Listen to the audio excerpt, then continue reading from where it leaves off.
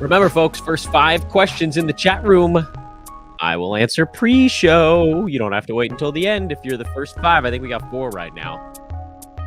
And that might have been number 5. I don't know. I don't want to discourage you from continuing to post stuff in there. I got to bring the music down a little bit.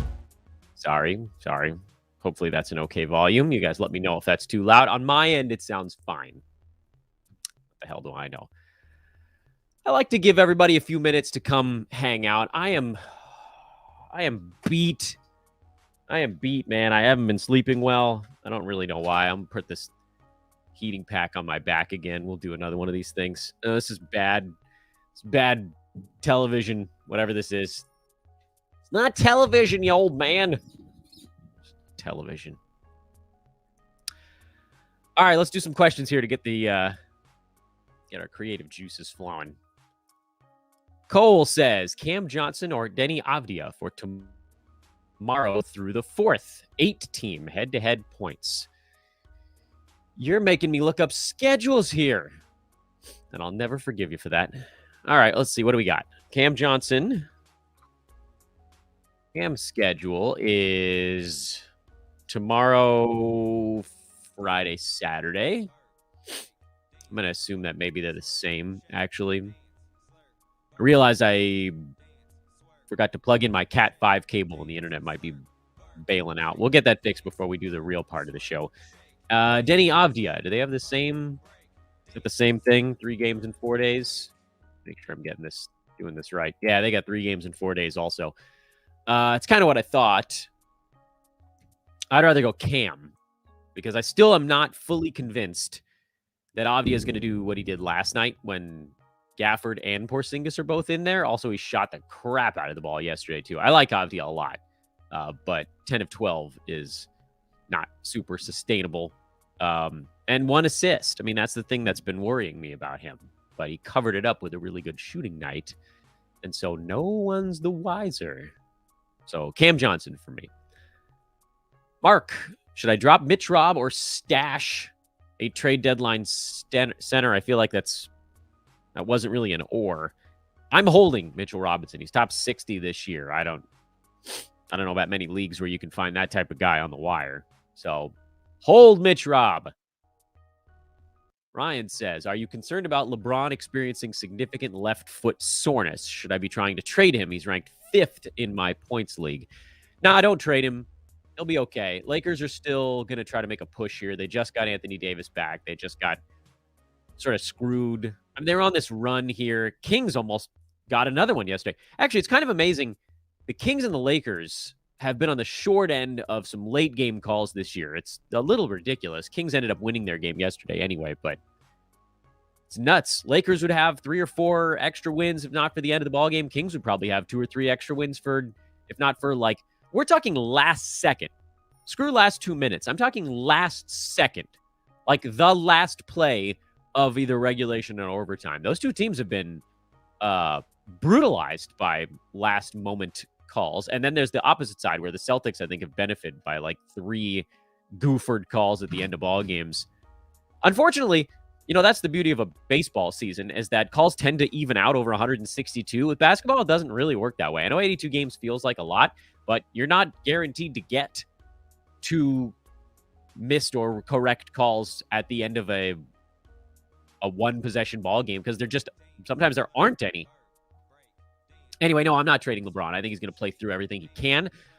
He wants to break Kareem's record. And, I mean, the one thing you really want here with the thing that would, I think, give me pause on LeBron is not the foot because he's going to try to play through that even if he's somewhat diminished. It's, do the Lakers ever get pushed out? And as bad as things have gone, they're still only 2.5 games out of a play-in tournament spot. But they're going to have to get things going here soon. They're in a hard part of the schedule, admittedly. Yesterday's game was eminently winnable if LeBron and AD were playing in it. Do they play in tonight's? That's the thing that drives this one off the rails. Basically, if the Lakers don't do anything at the All-Star break and they fall to 4 or 5 games out of a play-in spot, then I'd be worried. But until that point, he's pushing. I mean, LeBron knows he only has probably, 2 more years? 3 more after this, at most, I would think, before he's just going to want to live a life. He doesn't want to waste any of these left. So, no, hold LeBron. Question number 4 here to start the program. Do I think Mason Plumlee is getting moved? What are your favorite trade deadline targets? I think Plumlee is probably moved, which makes Mark Williams one of my favorite targets. Maybe the favorite, honestly. I have Mark Williams in a handful of spots. I have Tari Eason in a handful of spots as well. Those are the guys where we've seen they are, with Williams, he's like 6 minutes per game away from being an absolute dunkmeister at the center spot. And Tari Eason is even closer minutes-wise. We just need to get him from like 21, 22 minutes to about 25. He's only like 3 minutes away from sustained fantasy value. Unfortunately, with Eason, we need a front court guy moved, like a KJ Martin or a Jayshawn Tate in Houston. Those are less likely, I believe, than Eric Gordon getting moved, which only helps Eason a little tiny bit. The reason I like those guys is because I like to try to target guys that don't need 30 minutes to be a fantasy value. And it's why I haven't stashed Zach Collins in as many spots. I have him in one or two places, and then I moved on to Williams and Eason. Because with Collins, I do think you need 30 minutes to get him there nightly. I know he had a big ball game yesterday. The NBA, fantasy value is not dictated on one individual night. It's on a body of work. What we've seen with Williams and Eason is that in 24, 25 minutes, they can give you top 100 or better value. Collins needs more like 28 to 30 minutes to get to that point. And so in my mind, if there's like an equal probability that Eric Gordon, Jakob Poeltl, Mason Plumlee all get moved at the trade deadline, just hypothetically, we'll assume it's somewhat equal there. The two of those three guys, the backups there that can get to fantasy value quicker are Eason and Williams. And that's why those are my guys. Yeah, it's a sweet song, man. Let me post Slick.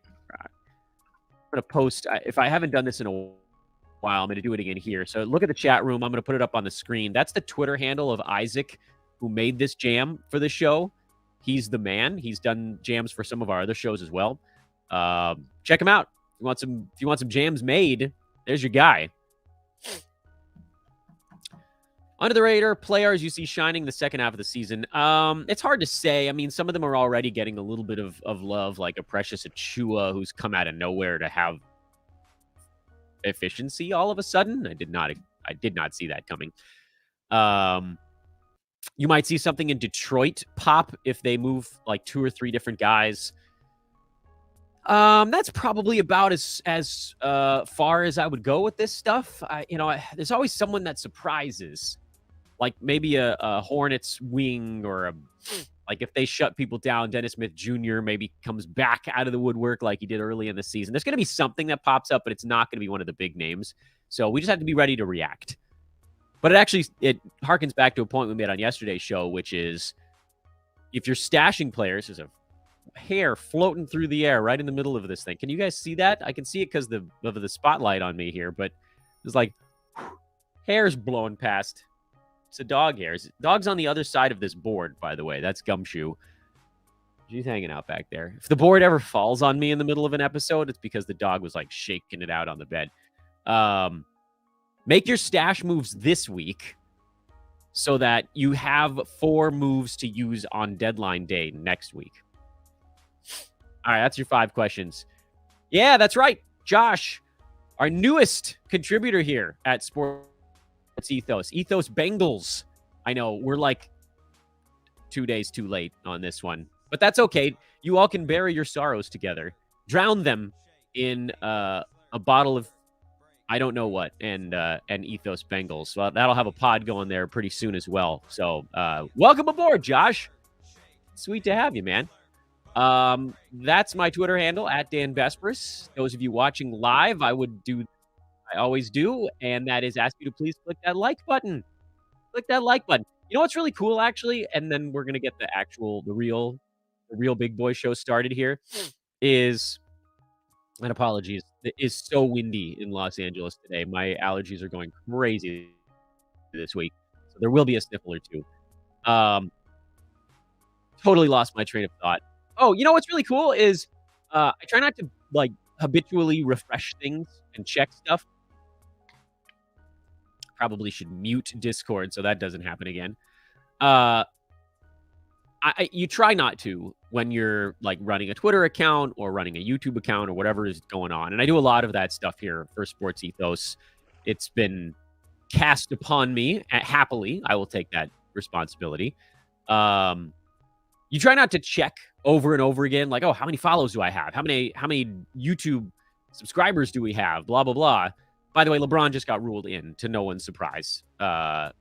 He's okay. He needed a day after that ridiculous Boston game. And honestly, I think some of what LeBron is doing right now is trying to force the hand of Rob Pelinka in the front office by basically saying, look, like, you want me to push every day, give me a roster. They got to move Russ. I'll do a Lakers rant at some point in today's show, but it's not going to be here because you guys came for the fantasy. Anyway, it's hard not to check constantly on, like, did we get a new follower on YouTube during the show or something like that? But what's really cool right now is that it seems like every time we do one of these shows, we get like a dozen new YouTube subscribers. So I know there are chunks of you that are finding the show not from Twitter and not from my Twitter account, not from the Sports Ethos Twitter account or whatever. It's just popping up on YouTube feeds. And I feel like the more likes we get, the more subscribers we get, the faster that kind of snowballs. So please do continue to help out. Please do continue to click that like button, thumbs up, click it on the video, and subscribe to our YouTube page. And also get your questions in early. You saw what I'm doing here. Taking first 5 questions at the beginning of the show as a reward to those who join us right at the very beginning. Pardon me while I stretch my back. Now it's time for me to boot up the recording software. We are going to bring down the music in a few seconds, and then we'll get this bad boy started. So don't worry, I'm still here, but I'm going radio silent for just a moment while we get the recording software going.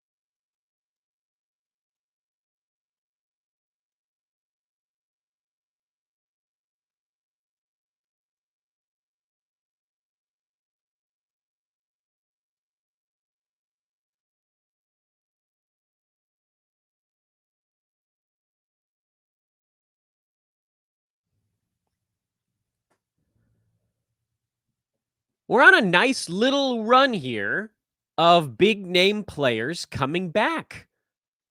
It's a slow ramp up for some of them. Chris Middleton, Jonathan Isaac, they're on the slow ramp train. But we've had a few others that have come back just guns blazing. Brandon Ingram, second game back, big minutes. Anthony Davis was useful the first game back. And then yesterday, now admittedly, they weren't out as long.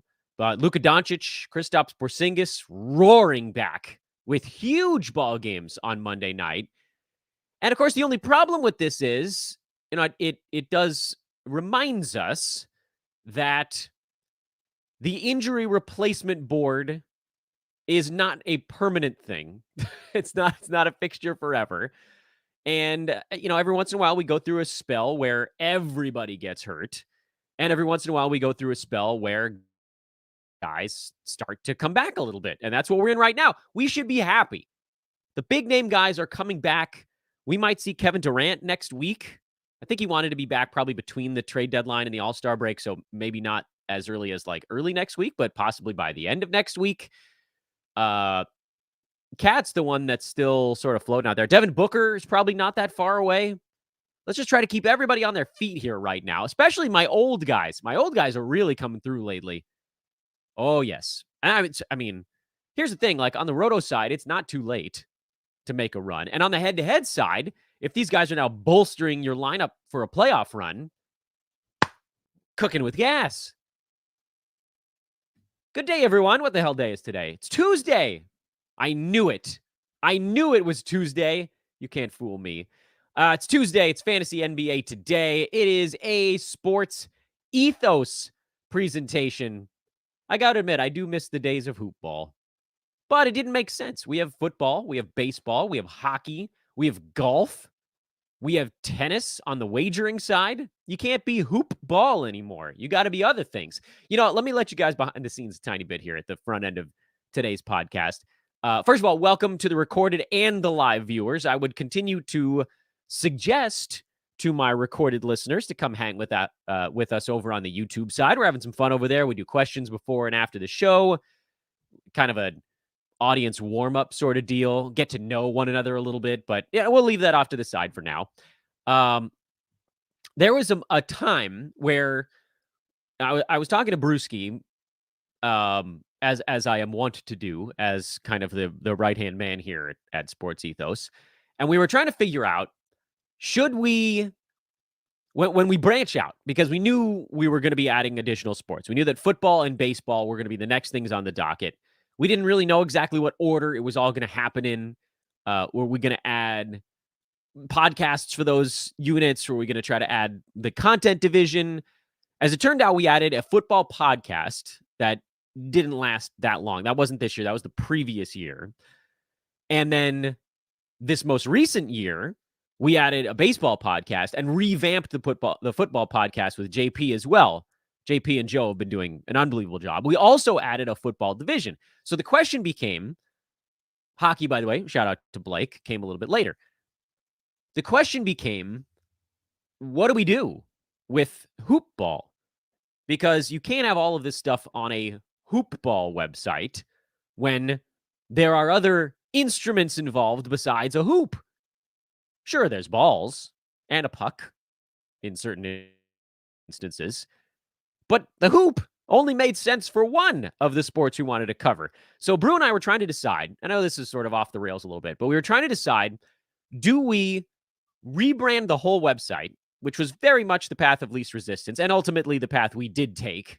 We are now living the ethos of sports. Sports ethos, it's a way of life. Or do we create a sub-branch basically for every individual sport? So there was a time where we were almost a combination website, which would have been hoop-ball.com. There might have been like, things that are, I'll take common terms in other sports for 500, please. It would have been like puck ice, I don't know. That one doesn't work as well for hockey, but it might have been like pigskin gridiron.com. Like we were trying to come up with names that you could combo together. Bat-ball.com for baseball, glove-ball.com. Baseball was the easier one there. But that just became too hard. And like we were trying to figure out what combinations of words you could actually get the website for.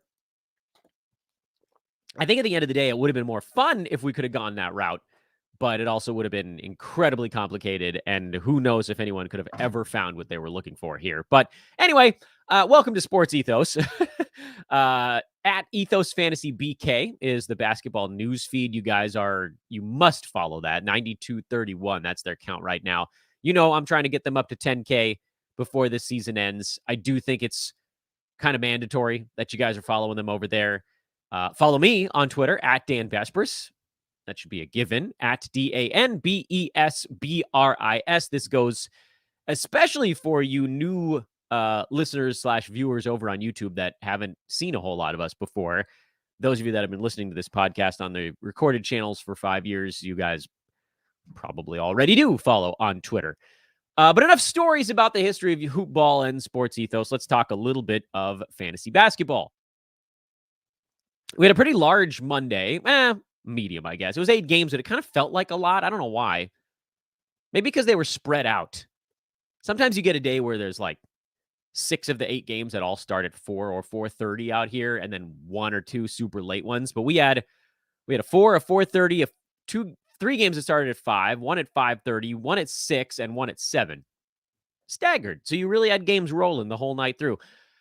Philly, total letdown mode game. They got off to a very quick start and then just completely pulled the plug on their effort the rest of the ball game. Orlando came roaring back. Big second half comeback. Shot 30 free throws because Philly couldn't be bothered to move their feet on defense. I mean, it was the total like, hey, we beat the Nuggets. We beat the Western Conference team with the best record. Embiid beat Jokic in that head-to-head battle. Now we got this Orlando game coming and nobody cares. And then whoopsies. Mo Wagner had a big one for the Magic, but nah.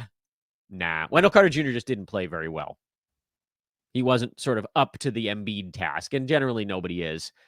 So he lost minutes there. Jonathan Isaac got up to 10 minutes in this ball game, which again, like I think by the end of this week, he might be at 12 or 14, but it's going to be a multi-week thing. Just settle in. We'll look at the count at the end of the ball game, and at some point, it's going to get up near 20, and that's when we can start to consider whether or not we actually want to use him in a ball game of any kind. Because you're only stashing him on the roto side, remember? We talked about this.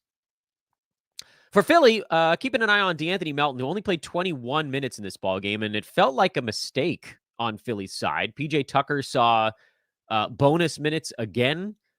We know Tyrese Maxey's going to get his playing time, but he didn't look that great in this one. It just, to me, feels like Doc needs to be a little bit more willing to go with Melton if the situation requires it, which isn't going to be the case every night. There are going to be nights where it's better to go a different direction. I think it was better for them to go a different direction against Denver, and it worked. This one, they needed a little energy kick. That wouldn't have been a bad idea.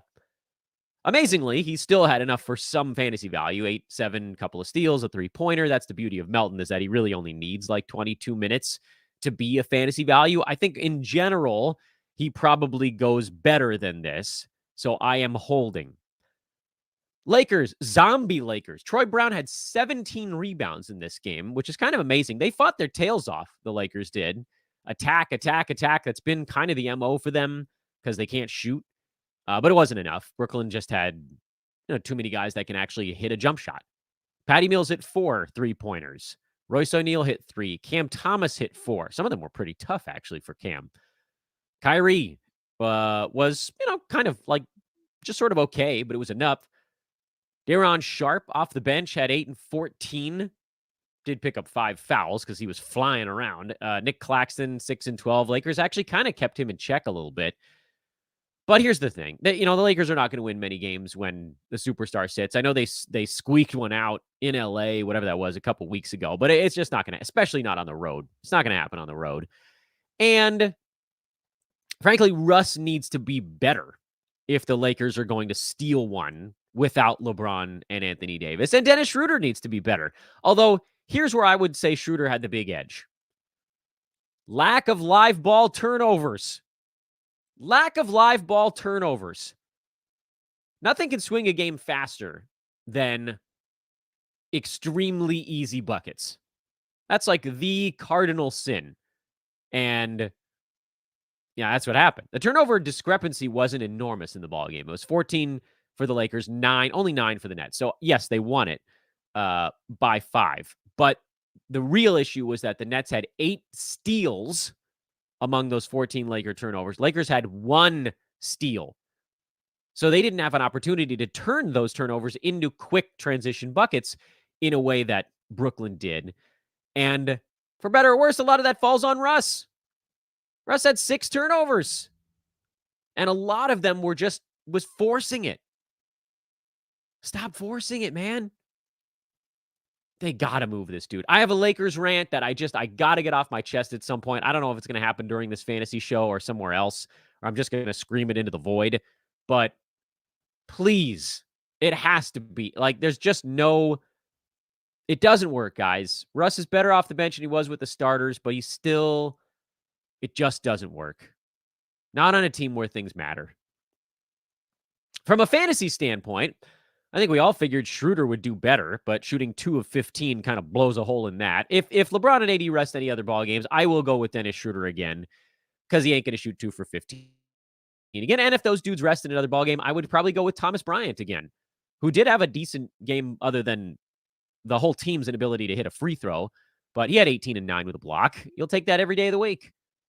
I don't think I would go with Troy Brown. I just simply can't believe he'd get 17 rebounds ever again. It's so far beyond anything he's done. And then on the Brooklyn side, we know KD is out. Ben Simmons has been nursing a sore knee. And while he's been out, Royce O'Neal has actually been just like a standard startable play. He's been a cut above schedule stream.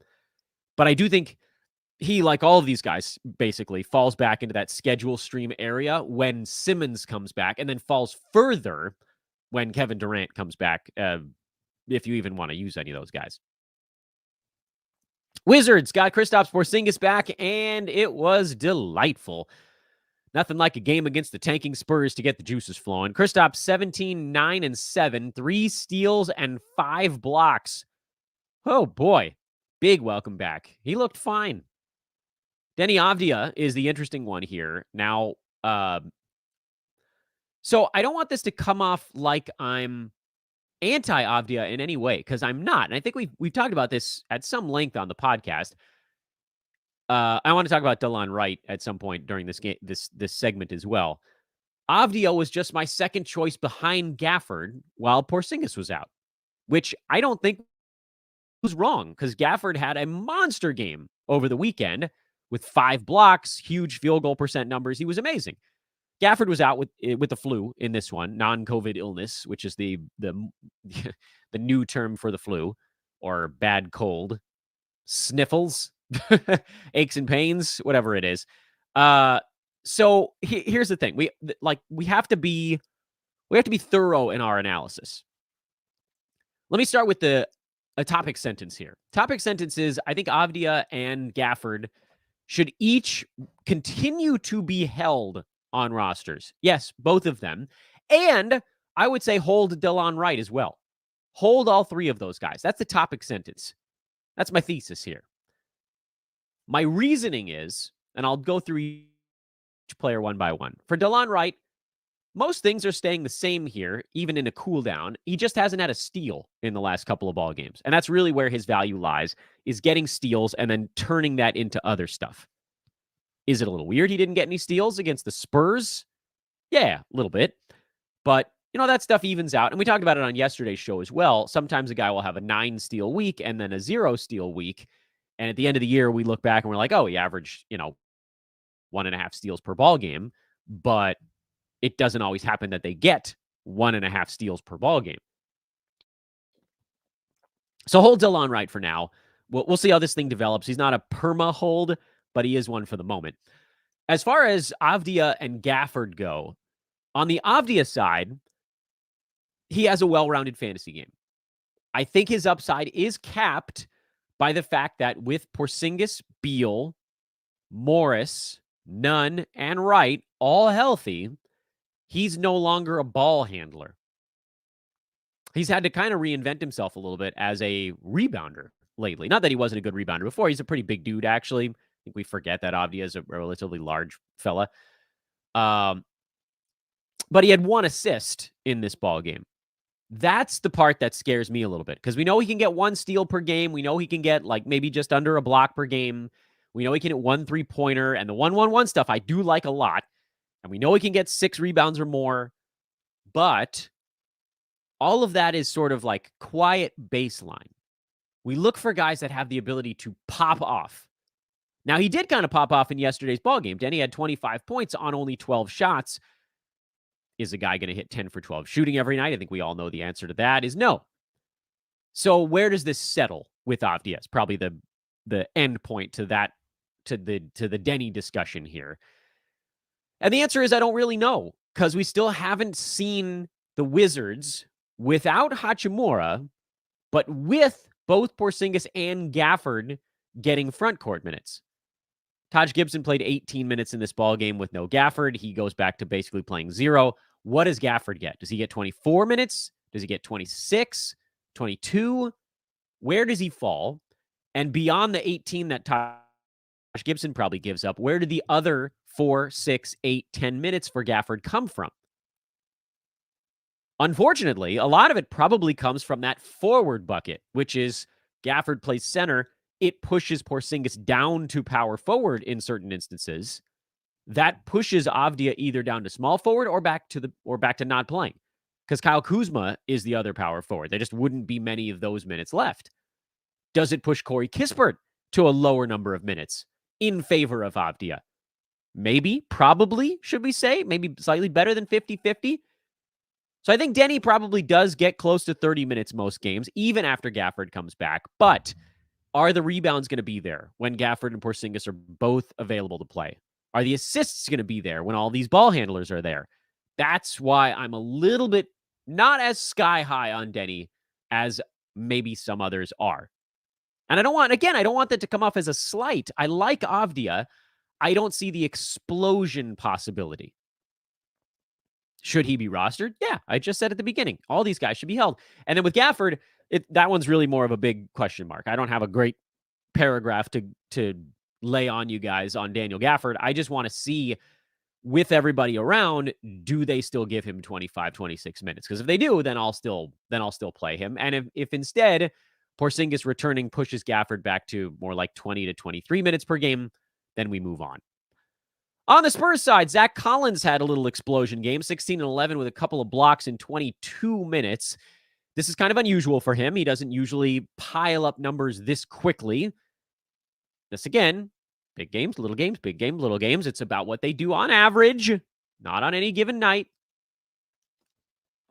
So that's why I'm not quite as high on him as a trade deadline stash, but he is sort of like the safe floor backup center trade deadline name. Jeremy Sohan, coming off a huge ball game, was actually still decent in this one, but he profiles a bit more as a points league type of option because he doesn't get steals or blocks. His percentages were fine in this ball game, but typically they're not that great.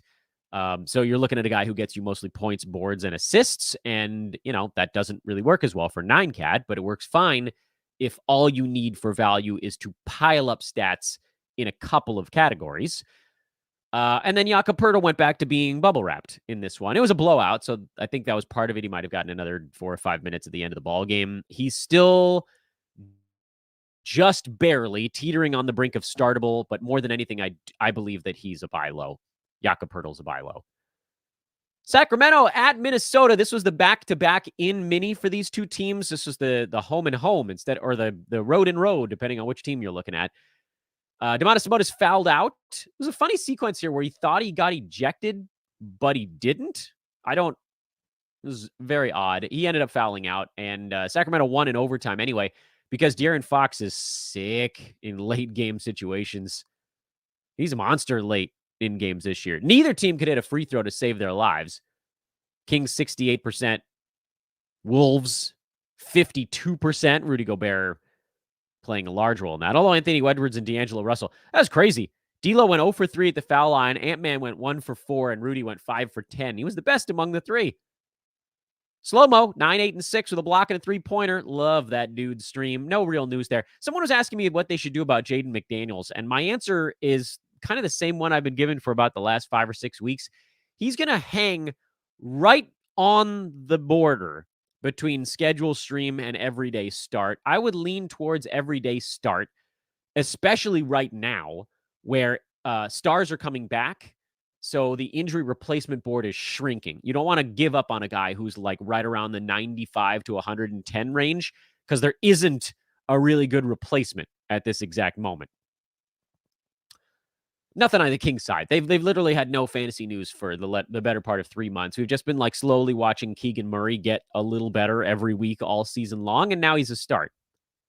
Easy peasy. Mid-show reminder, like and subscribe. You guys know what to do. If you didn't do it when I yelled at you earlier in the show, you're going to do it now. Also, those of you that are watching on YouTube that have not yet found all of our goodies over on Twitter, this is your opportunity to do so. I'm going to make my face a tiny bit bigger while I take a sip of water. I took the label off, don't want to give anybody any free advertising or anything. It's baloney. At Dan Vespers. The link is actually in the description of the show if it's easier to just scroll down and click on that. I expect, I hope, I expect to see you all over on social media at some point over the next day or so. It is, again, you can't win fantasy basketball without having a functional Twitter account. You can't. Someone in your league is going to have it, and they're going to get news before everybody else. So go do that. Hit the like button. Somehow we're only at 19. Unacceptable when there are almost 40 of you hanging out with us right now, and probably will continue to rise over the next little bit. So do that, like and subscribe, while I send out a couple of tweets about the show, just to make sure that anybody that's hanging around is still is going to hang with us. So hold on a minute here. Let's get this bad boy going.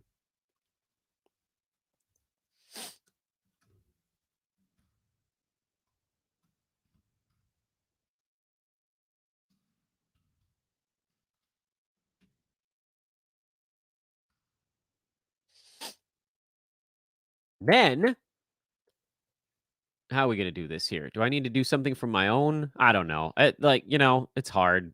I got to get all these things rolled together. I'll get the big guy to send something out. Got to do these mid-shows. Mid-show, a little push. A little baby push. All right. What do we got here? Up to 23 now. I know a lot of you guys are watching on delay, so I realize that me yelling at you to like and subscribe is not going to have the same, it's not going to be like an immediate thing, but anybody that's catching up to this point, I hope you guys will do it. And let's go ahead and dive back into the actual basketball. All right, what do we got here? All right, what do we got next? Warriors win in Oklahoma City. This is, technically, I guess this is sort of good for the Lakers. Lakers need the Thunder and the Blazers to keep losing. I think they'd like the Wolves to go back to losing some more. Jazz, I think they'd be okay with those teams losing.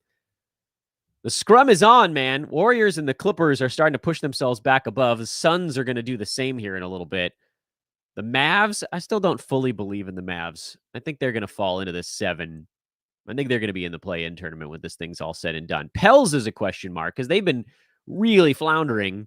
Badly need Zion back, but I don't know. Something about the Pelicans feels like they're going to get this thing going here soon. In any event, no massive things here from Warriors Thunder.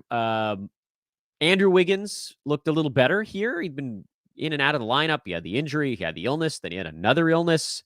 It's always something with him lately, but 15-4 with 3 defensive stats. Remember, he got off to like an otherworldly start this year, and then the season's just taken the strangest turn for Wiggins. He's still number 45 on a per-game basis, but he's only played in 30 ball games now, and hopefully, this is the start of him looking a bit more like himself. It's probably going to hurt Jordan Poole, who's had a nice efficiency bump here lately, but I don't know if he's going to get the same opportunity now that Wiggins is back in there. The other guy I was keeping an eye on was Dante DiVincenzo, who played 26 minutes off the bench instead of more like 30. 26 probably isn't enough. He got some steals here. He hit some threes. He's going to have to be, frankly, really lucky in 26 minutes to hit fantasy value every day. He probably does, however, profile as an interesting schedule play for, things like back-to-backs where Clay would rest. And so that opens up some time. And if anybody else takes a game off, then you sort of cash in there as well. As far as the Thunder go, nothing really. Lou Dort is out for a little bit here. Aaron Wiggins has been getting some starts, but that doesn't necessarily mean he's going to stick. It's Shea, it's Giddey, and then it's Jalen with an E Williams. And that's the way it's been forever.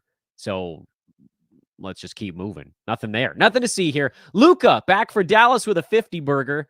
Nothing like picking on the Pistons to get yourself back in the groove. Of course, with Luka back and literally doing everything that makes all of the stuff we were exploring on the Mavs side moot. Dorian Finney-Smith, not worth it anymore. Bullock, Tim Hardaway Jr., none of these guys worth it. You're going to see Dinwiddie fall off a cliff here. Spencer has actually been, pretty good this season. He's number 79, buoyed by some of these missed games for Luka, but generally he's just sort of like quietly been decent. And he's done it because his field goal percent has been a little bit better. Now, the fear for me is, does that continue to taper off for Dinwiddie? He's never really been a guy that's been able to sustain a per game mark above that 80 range, but he's doing it this year, and he's been extraordinarily durable, which is also really helpful on the head-to-head side. He's a guy I would try to sell generally, and I kind of felt that way all year, but we haven't really talked about it. Whatever. We'll leave that for another day. The Spencer Dinwiddie chat is for another day. Detroit is an interesting spot because right now they seem to be showcasing Alec Burks. He played 30 minutes again. They brought Killian Hayes off the bench again, and Killian fouled out. Jaden Ivey also fouled out in this game. These guys just could not keep their hands off Luka Doncic. And yeah, that you could argue that maybe that helped Burks a little bit, but he had played 31, 29 minutes in the previous couple of ball games also. I know he didn't pile up the stats in this particular game, but Alec Burks on a tanking team with 30 minutes is a must-start play. I don't know how long it goes. That's the big question mark for me. I have no idea how long Alec Burks gets this kind of run. It might be until next Thursday. He's a guy that should probably get moved at the trade deadline. I don't know if he will. He profiles as just the kind of guy that a team that like the Lakers could really use. A competent scorer who can hit a three-pointer, who can get to the foul line, who can slash, who's not a complete sieve on defense. There are a couple of those guys floating around out there. Burks would make a ton of sense. What he doesn't make sense doing is playing big minutes on a tanking Pistons team, but here we are. So for now, add Alec Burks, probably the best ad of the night, honestly. But just be aware, like this could evaporate in a day. I don't even really know why it's happening. Jalen Duren, good again. Steal 3 blocks also. That's coming out of the blue. Didn't rebound as well, but you know what? That's hard to do when your guards foul the opposing superstar on every single play. There are no rebounds to get. Womp womp. What do you do with Killian Hayes is a question. You guys know that I've been kind of low on him, and I've taken a lot of heat about it, but he's just not a 9-cat guy. He's terrible field goal percent, not good free throw percent. Turnovers are relatively high. He doesn't score that well. He assists fine, and he steals fine. But you just can't be bad in that many things in a 9-cat game when you're only really good at 2. He profiled more as a points league type option pretty much all the way through, even more than a punt guy, because you need to be punting field goal percent and points and threes, really, to make sense as a guard for your team. And so now coming off the bench, maybe there's the idea that he can get in there, and his usage was pretty high coming off the bench. Could he pick on a second unit for opposing teams? I don't know. Honestly, I've never been super high on Killian, and this, to me, only makes it a little bit worse. So I don't think I would move on if you had him and he fit your build. I think he probably does end up starting again after the trade deadline, but he never really fit any of my builds, so I don't have any Killian Hayes on my fantasy teams. Phoenix won again. This was a tough game for Toronto. They're on a West Coast swing, and they pushed them. They pushed him pretty good, but couldn't quite get over the hump. No OG Anunoby, so Precious Achiuwa doubled again. I have no idea where this weird surge of Achiuwa efficiency has come from, but it seems to be there. Could it disappear? Yeah. I mean, we've seen it for a few weeks here, so I don't know for sure that it's fully permanent, but it's semi-permanent right now, so you might as well just roll with it. Chris Boucher got 24 minutes. I don't trust his minutes to stick, so I'm not going to take the plunge on that one. And then over on the Phoenix side, Mikal Bridges has, not surprisingly, burst out of his slump. And not surprisingly, it's come heavily with Chris Paul back. No surprises. CP3 looking really good these days. 19-9, 2 blocks in this ball game. Made his free throws. Guys, I don't mean to alarm you or anything, but Chris Paul is now up to number 34 on a per game basis. He's back inside the third round. He's now beating his ADP on a per game side. I know, not by totals. But come on. You guys wrote him off for dead. He's not dead. Cam Johnson. I don't know if you can buy low after one bad ball game. You probably can't. But if you can, you should. That's one of those things that I say on a podcast, knowing full well it only applies to like 5% of leagues. But you got to throw it out there because maybe you, listener, are in one of those leagues. And you can look and see if somebody's maybe a little bit annoyed with Cam Johnson. It's worth a quick poke around. And finally, no Trae Young for the Hawks. They almost won it anyway, which would have been a pretty good win. DeJounte Murray, 48 and 7, 2 steals and 5 3-pointers. He's at number 25 on a per game basis. He's had a decent season. He's like, honestly, DeJounte, he ended up getting drafted right around the end of the second round, and that's where he's at. By totals, he's number 18. He's been pretty durable this year, so that's good. Overall, not a whole lot to complain about. Bogdan, not a surprise, got a lot of extra usage with no Trae Young out there. He's really more of an injury replacement / schedule play at this juncture, and I think that's how we should likely treat him. I did get a question that I want to address on John Collins, but let me loop back around to that. Portland side, Nurkic came back. You only missed one ball game, so you can drop Drew Eubanks. Josh Hart came back. You didn't pick up Nas Little anyway. I told you not to. And Josh Hart did the stuff we expected him to do. 12 boards, 5 assists, a block. Looked good. Everything's sort of back to normal in Portland. Normal being, of course, that Dame has gone completely insane. Whoa, he's on a serious run. Lillard's up to number 11, by the way. 9-cat on the season now after that really slow start to the year. Over the last month, I think this is worth exploring. He's number 5. Last 3 weeks, he's number 1. Lillard's number 1 over the last 3 weeks. You know who's number 2? Kawhi. That's right, baby. The old men. Here they come, man. Dame is 1. Kawhi is 2. CP3 is 6. LeBron is 7. I love it. Freddie VanVleet is 10. It's all happening, man. Penny Lane. Okay, let me go back to John Collins. That was what I wanted to talk about here before we did a tomorrow preview. Tomorrow? I've lost my mind. It's a tonight preview. It's a tomorrow from what we're looking at right now. Whoa, Dano, get some sleep. So John Collins, he's been on the trade block for what? 25 straight years? I think that's what we're at about now. Roughly 2 to 3 decades. What do you do? If you have John Collins, there isn't really anything you can do. He has settled back into basically the guy that I expected him to be, which was 60-something per game on the year. Smaller role with DeJounte Murray coming to town. He just wasn't going to get as many shots, especially as other younger guys get to do more. Bogdanovich was set to play more games this year. Then that sort of didn't happen, but now he's in there. And then you've got DeAndre Hunter, who missed a lot of last season with injury. He's generally been in there. AJ Griffin gets some shots off the bench. There's just not as much for Collins to do on a night-to-night basis. But what would you get for him if you even tried to sell right now? I don't think you could even get a 60 range guy back for Collins because anybody that's been watching has seen him taper off after starting the year as a top 25 play. He's been much worse than 60 since then. What could you get for him? Spencer Dinwiddie? Franz Wagner? Injured Bobby Portis? Draymond Green, maybe? I don't know. I don't think you could get much. So what you're hoping for is that he gets traded to a place that will give him a little bit of freedom. And frankly, my thought is you're hoping for a trade of almost any kind to just get him into a new place.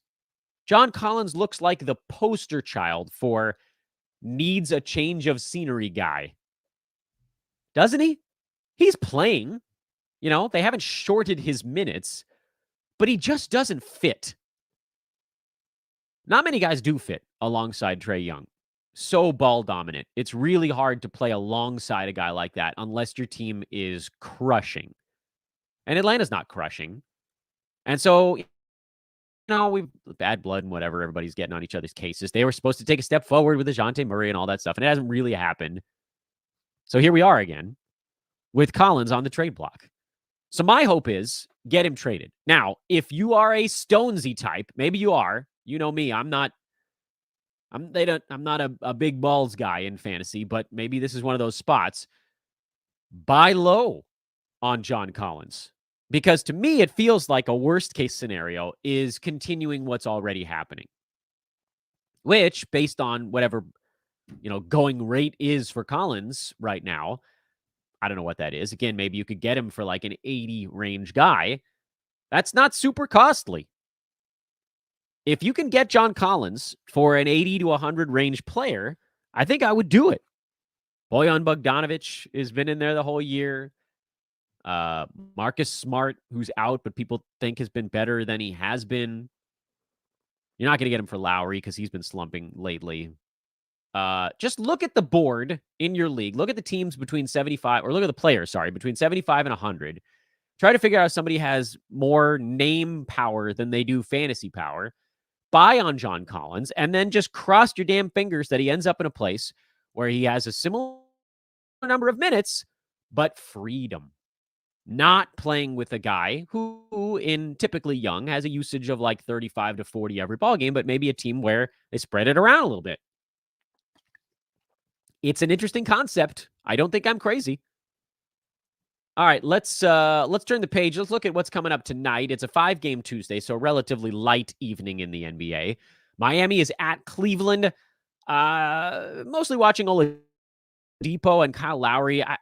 Lowry has the edge for me there in terms of can any of these dudes survive, because he's a starting point guard in the NBA and he keeps getting chewed out for not basically doing enough as part of their offense. He's being too passive. I think he'll bust out of it. He'll come out of his slump and he'll have some decent ball games and he'll settle probably, frankly, where he's at now, which is like 80 range. And that's better than any of us thought when we drafted him anyway. You knew he wasn't going to stick in the top 50, 60 because a lot of guys were hurt during that stretch. As far as Oladipo goes, I don't know. I'm hanging on to him because the minutes continue to be there. The steals are super duper high. The percentages have hurt. And that's what's kept him from being a little bit higher. He actually makes sense as, I try lately to describe guys the way that they fit. He's not as brilliant a roto play, but on the head-to-head side, he actually makes a lot of sense because his field goal percent is the biggest counterweight on him. If you're punting field goal, he's inside the top 100. If you're punting free throw, he moves pretty close to the top 100. If you're punting, like threes, he gets a little bump there as well. Oladipo, in my estimation, has kind of been doing enough to buy himself a little bit more time, but those are the guys we're watching. Lakers, we know LeBron is in. I'd be very surprised if Anthony Davis wasn't playing because yesterday was listed as a rest day for him, so they're going to be going for this one. It might actually be a must-win game for the Lakers, which seems crazy because, it's January 31st, but anyway, I don't think anybody else in the Lakers has fantasy value if those two guys are in, by the way. For the New York Knickerbockers, nothing really. I still, I don't think you're going to get, this might be a game where Isaiah Hartenstein plays more, if only because I think the Lakers might get Jericho Sims into foul trouble. They are such an attacking team. The Lakers go right at big centers because they can't shoot. We keep talking about that. They can't shoot, so they just go right at the big centers over and over and over and over again. If the Knicks go small, you might get a better Emmanuel Quickley game. Something to keep in the back of your noggin. Clippers, everybody should be back for this one. So they're a 3-horse team when they're healthy. Kawhi, PG, and Zoo. Chicago, I keep wanting to play Patrick Williams and Alex Caruso, and they're so freaking close, especially Williams, because he's starting and he's doing, like, he's in there. He's in the mix. But then he has these disappearing act games where, I don't know what's going to come from. So last 3 weeks, he's right around the edge of the top 100 with a steal, a block, and 1.5 3-pointers, but he's also shooting 49% from the field and 87% at the foul line. If those numbers weren't high, he wouldn't be inside the top 100. So he's like a very good schedule stream play.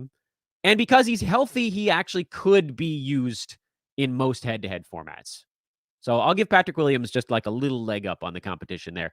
Charlotte, not a lot here. Like, most of their guys are back other than Kelly Oubre, so most of the fringe dudes have been pushed out. Jalen McDaniels has kind of been pushed out.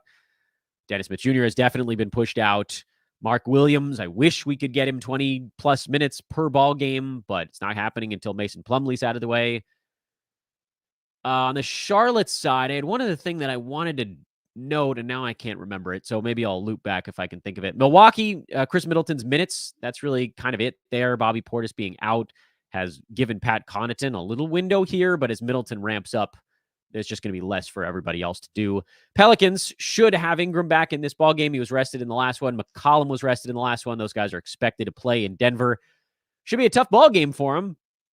I assume the Nuggets are mostly healthy. I haven't heard anything otherwise. But on the Pelicans side, like I said 2 days ago, I am benching basically everybody that's not a superstar until we see how this dust settles post Ingram return.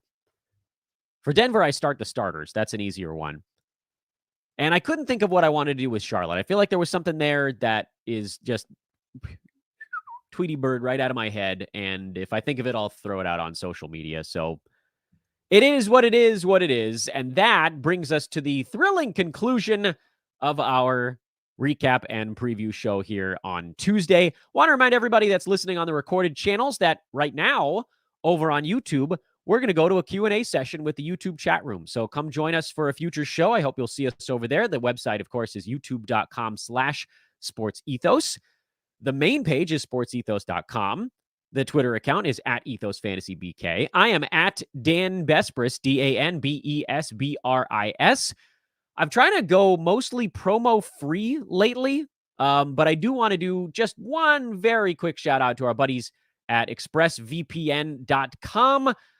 They are a partner this week, and I think I forgot to get them into the show, so let's do that right now.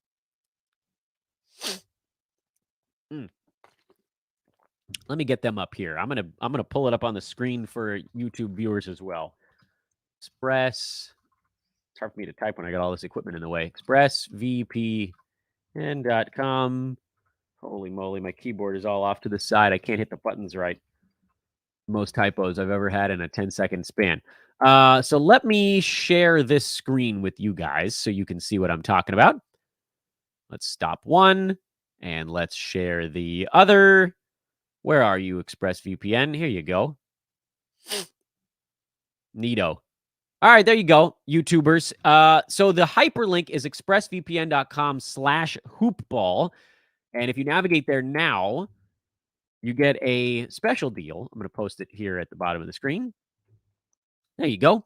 15 months for the price of 12. But let me get the get the script here going. You know what? I'm going to insert this thing at the end of the recorded pod. So you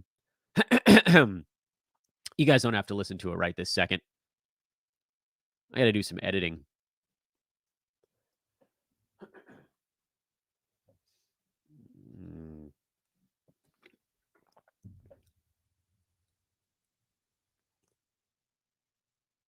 All right. Recorded pod listeners, that is indeed the end of your journey here. Thank you for listening. As always, continue to make this show as successful as it has been.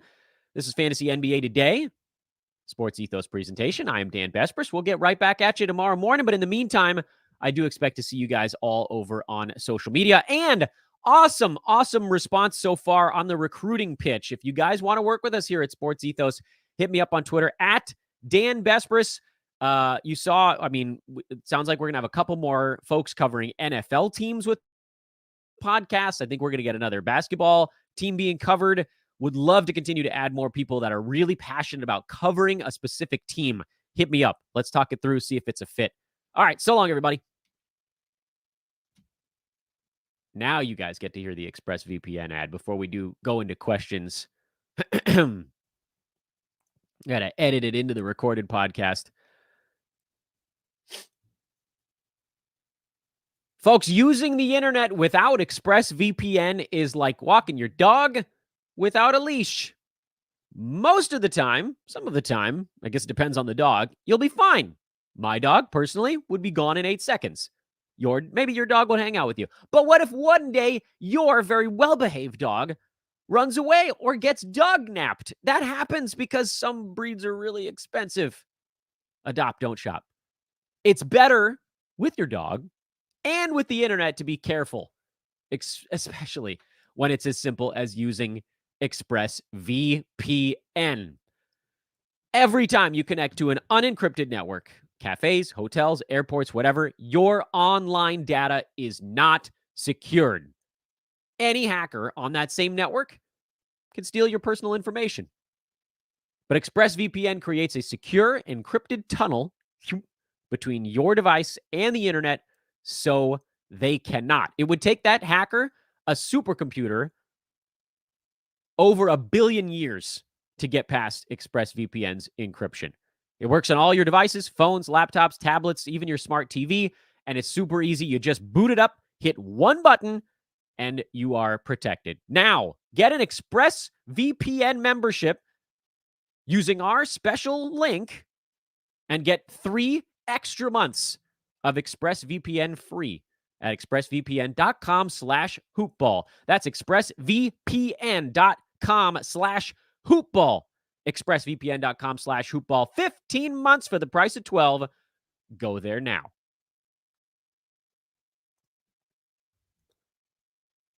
Okay, we're going to go back to sharing the player board now. I'm bouncing between windows. It is time. It is time. I always think of Rafiki from Lion King whenever I hear the words, "it is time" in a row. It is time to do questions. It's question and answer time here. I'm not going to go an hour 20 today, guys, because that's too much.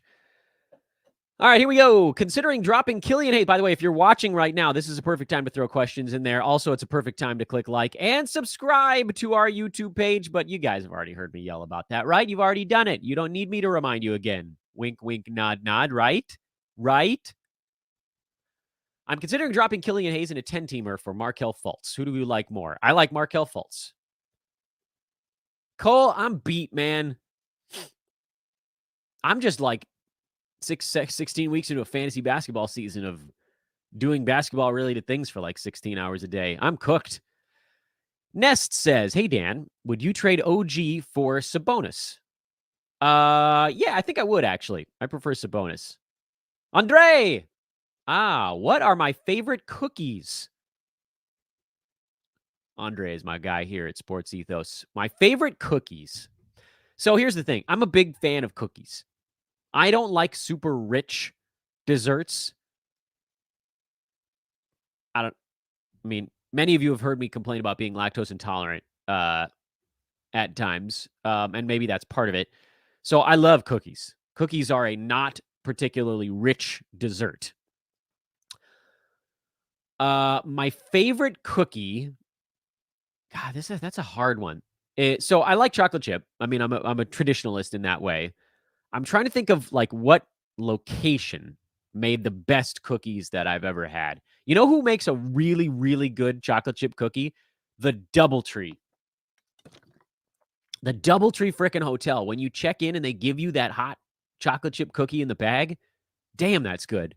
I mean, they're like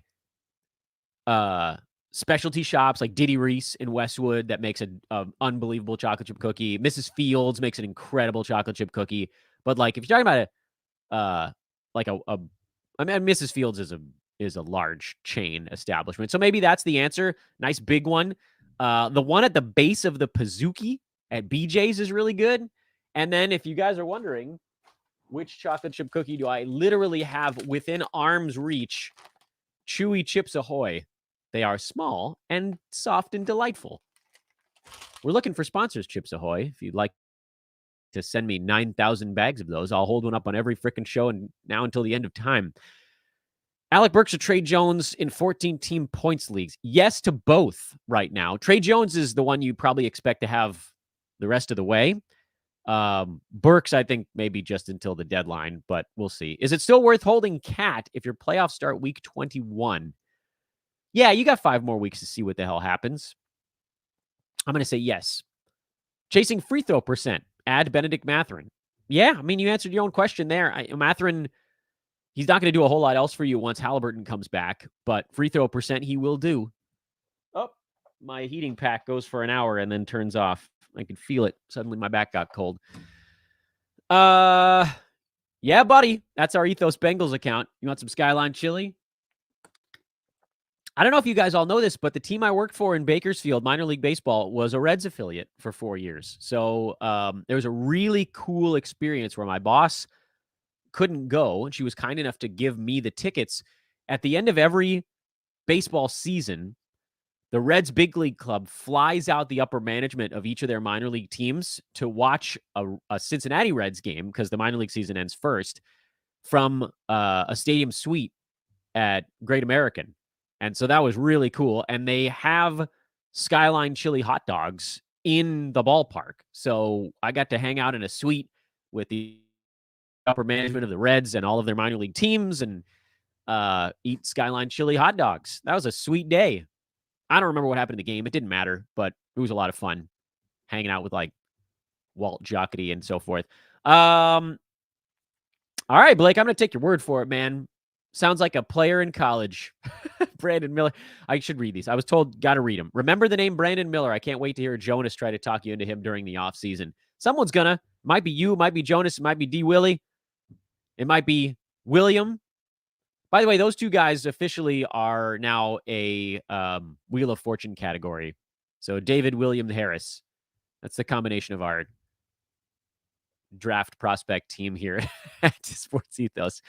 Would you trade Josh Giddey for Tyler Hero if it increased games played in the playoffs by 3 over a 2-week period?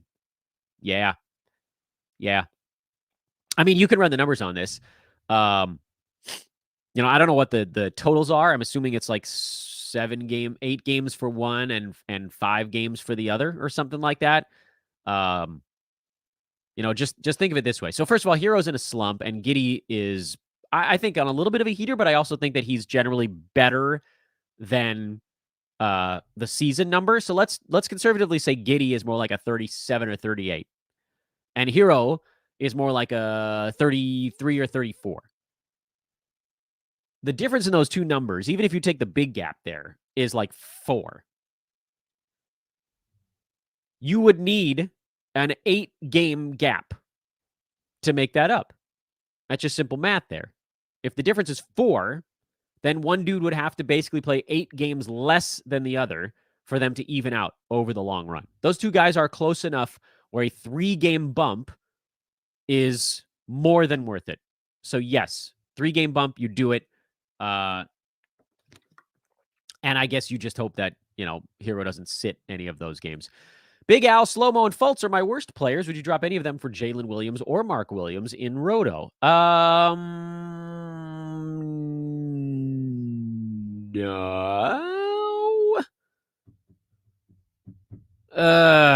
Maybe Fultz for Jalen Williams, but probably no.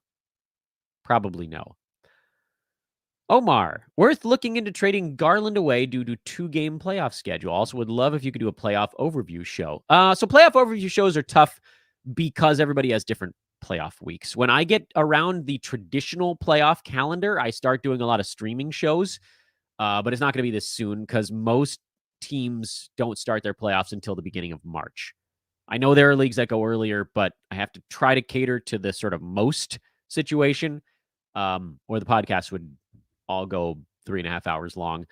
But I'm fine with that. Like, if maybe you can catch somebody napping, doesn't realize that he has a playoff schedule that doesn't work, you could trade him for someone a little bit worse and just tell him, I got extra assists or something like that, and go get somebody that buys you an extra 2 or 3 games in the playoffs. That's fine. What I wouldn't do is trade a guy away for someone that has 1 extra game over a particular playoff window, because dude could just get hurt or rest or sit or whatever, and then it evens out anyway. It's got to be a big gap, like the 3-gamer we just talked about a minute ago. Which center do you like the rest of the week? Jericho Sims, Mark Williams, or Larry Nance Jr.? I think I like Mark Williams here, mostly because I want you to pick him up and hold on to him through the trade deadline. And I feel like this is the time to do it. Jericho Sims is super not interesting. Eventually, he's going to miss a shot also. Larry Nance, as much as I love him, is not trustworthy. Mr. Bespris, do you believe Mark Williams can get 25 minutes soon? Only if Plumlee gets traded. That's it. It's the only way. Yeah, that was when I was talking about De'Aaron Fox earlier in the year. What's up, Rich? Love it. Science teacher says hello. Rich said he's watching on his lunch break. Cresto yells, "Hoop ballers!" That's from my guy, Josh Millman.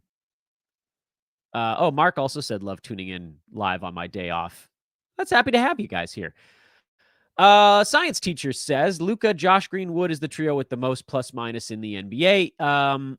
Yeah, I mean, that team is really, really bad without Luka Doncic, the court in particular. Oh man. Yeah, they're really bad. And Josh Green is an interesting young player, but he doesn't get to do much when Luka's around, as is kind of the case for most of that club when Luka's playing. So you kind of have to just sit it out.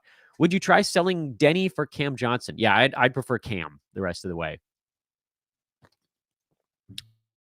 I'll give Towns one more week. If I don't hear anything about him, I will drop him. I'm in 6th place in 10 teams, 2 games behind 4th, 3 games behind 2nd and 3rd. Yeah, I mean, if you're going to miss the playoffs, then you have to drop a guy. If you're not going to miss the playoffs, I think I'd try to hold as long as humanly possible. I also have Durant, but at least he's expected to be real value. Yeah, I mean, I get it. It's hard to take zeros, free. But, do what you can, because we're talking about a second rounder in Cat. You can't find those guys on the wire. Been trying to sell John Collins, OG, and Wiggins. It's hard out there. Yeah, I mean, you can't sell these guys when they're slumping. Such is the nature of the beast. You got to sell a guy when it's hard to sell them. Right now, we all would be thrilled to get rid of these dudes. But that's not when you can sell a guy. Got to sell him when it's harder. Should we hope something good comes out with Eason? Yeah, I mean, we should.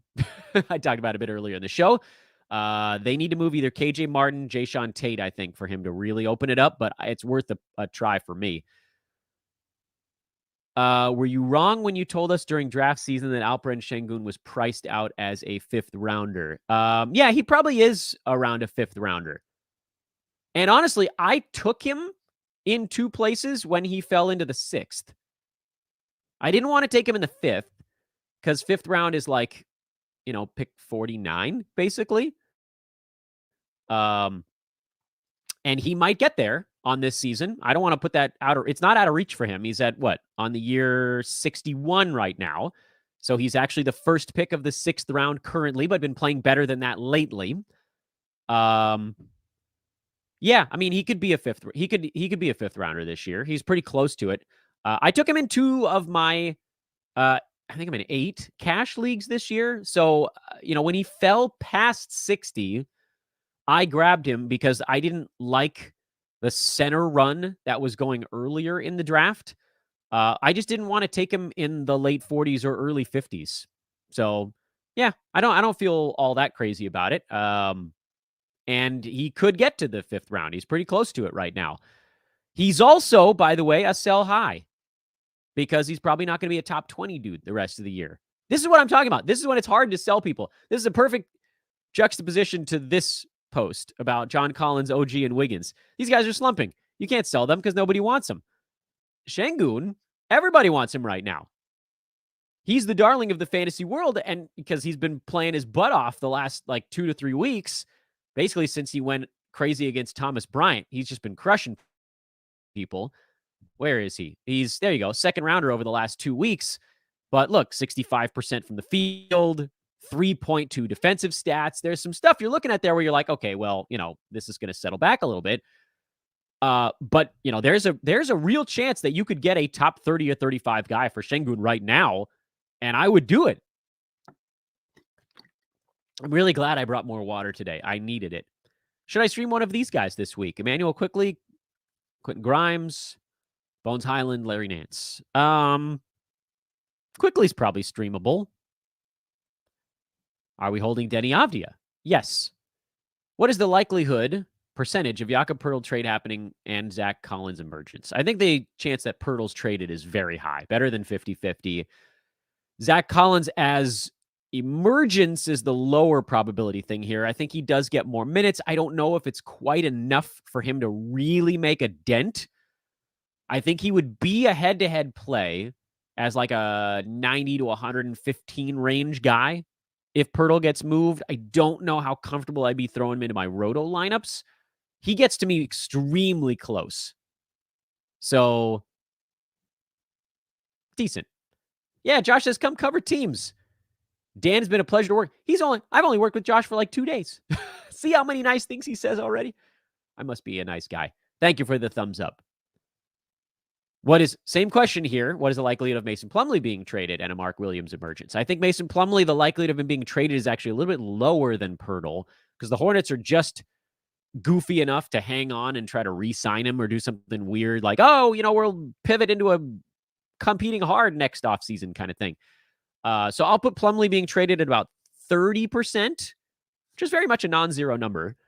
And if he gets traded, it's almost a guarantee that Mark Williams has fantasy value. So this is like the flip, where the other one, I thought Pirtle getting traded is the very likely thing, but Zach Collins having value is a little bit lower. Multiply those together is how probability works. Here, I think the chances of Plumlee being traded are lower, but Mark Williams emerging much higher if it happens. Andrew, I got to be honest with you. I haven't really looked that far ahead yet because I kind of want to see who's injured and healthy on my teams, and I really want to get a top 2 seed to get a first round bye. And then as far as rest of season projections, we try to pick those up as they go. But, these names that we were talking about earlier, OG and Wiggins and Collins and Pirtle, these are all kind of interesting buy lows, actually, without looking at playoff schedule because, me, I'm looking roto first. Not a question, but you introduced me to the long stream. When do we start talking long streams again this year? So for those unaware, the long stream is when you pick up a guy and you're looking at like a 6 to 9 game window. Can we get 4 games in 6 days? Can we get 6 games in 9 days, 5 games in 7 days, stuff like that? Honestly, I do a little bit of it all season long in leagues where I have 5 or more weekly moves, because then you can stream like a quarter of your roster. It's crazy how many extra games you can squeeze out. In traditional head-to-head leagues, my long streaming, I'm already like medium streaming. I very rarely pick up a guy on a back-to-back unless it's 3 games in 4 nights. So the answer is when you're making your playoff push. So if that's now, then it would be now, or in the playoffs. Any more interesting names for Collins buy? Maybe Jeremy Grant? No, I think I'd prefer Grant, actually, the rest of the way. When you play in so many leagues, do you try to diversify your portfolio and intentionally get different players, or do you go after some same core players? This is a really good question and a much better question than what we should be doing in a lightning round, but I'm going to do my best here. This is our last question of the show, by the way, so if you didn't get it in yet, it's too late. No is my answer. I take the best player on the board at a specific round. Now, I'm in so many leagues, and they're different formats typically, so the drafts don't always look the same. There's a keeper league where guys go at weird junctures, 9-cat roto versus head-to-head. The drafts look a little bit different. But like if you look at my roto leagues, I have a lot of overlap in that. And then a lot of it has to do with, draft position. Like if I got first pick, I'm going to take Jokic every time. But, if I'm in the middle of the first round, I probably ended up with more Kevin Durant's. If I was toward the end of the first round, I probably ended up with more James Harden's, stuff like that. And then you try to kind of build your team out around what you're able to get in the first couple of picks, at least through the mid rounds. And then in the late rounds, you're just looking for those guys that have some upside that can hit as a flyer, like a Brook Lopez. We're talking like after 100, Brook Lopez. Lowry was really good early. Mike Conley's had a pretty good season. Portis, Claxton. I'm upset I didn't get nearly enough Nick Claxtons this year. Oh, well. But the answer to your question generally is no. I'm not thinking about the other teams I have when I go into the next draft. I'm thinking exclusively about that draft, my draft position, and then what kind of team I can build out around my core guy. Like and subscribe before you go. You got to do it on the way out. It's not cool if you don't. We'll do it again tomorrow. Hey, tomorrow, my show in the morning, Brews show in the afternoon. Wednesday is a twofer here on our YouTube page. Like and subscribe. I'm going to drink more water. We'll see you guys.